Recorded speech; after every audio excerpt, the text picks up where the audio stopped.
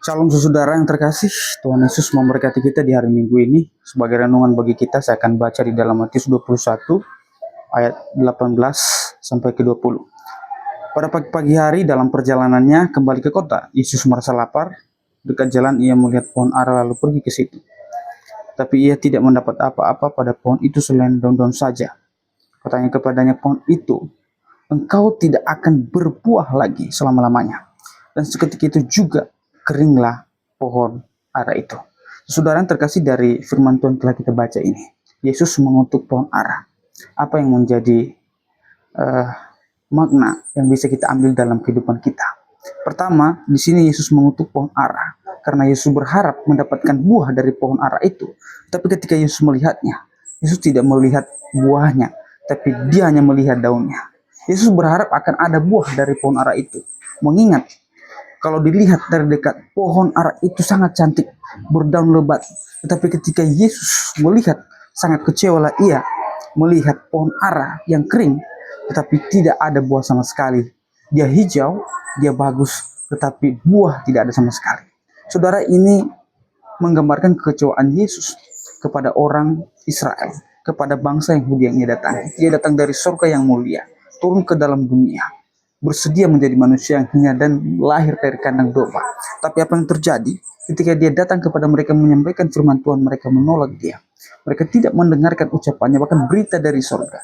Mereka tidak mau mendengarkan dia. Mereka menolak dia. Mereka membelakangi dia. Dan mereka lebih mengutamakan ritual-ritual keagamaan mereka. Mereka lebih mengutamakan tradisi-tradisi keagamaan mereka. Mereka menganggap diri mereka suci. Tapi Yesus melihat mereka ibarat orang yang memiliki iman yang tidak berbuah.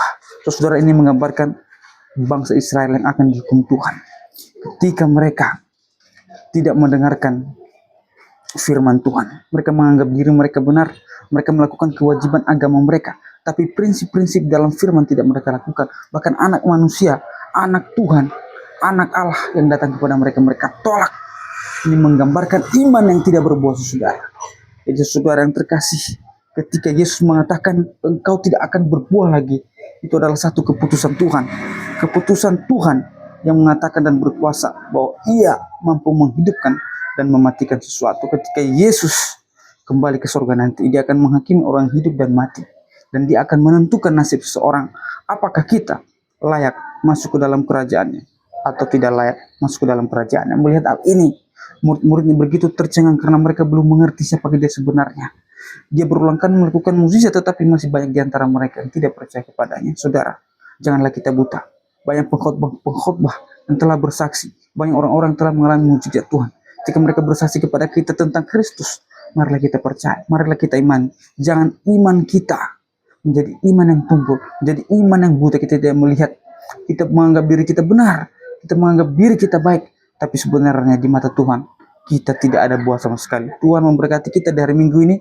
Semoga kita semua mendapat pertolongan Tuhan. Shalom, Tuhan memberkati.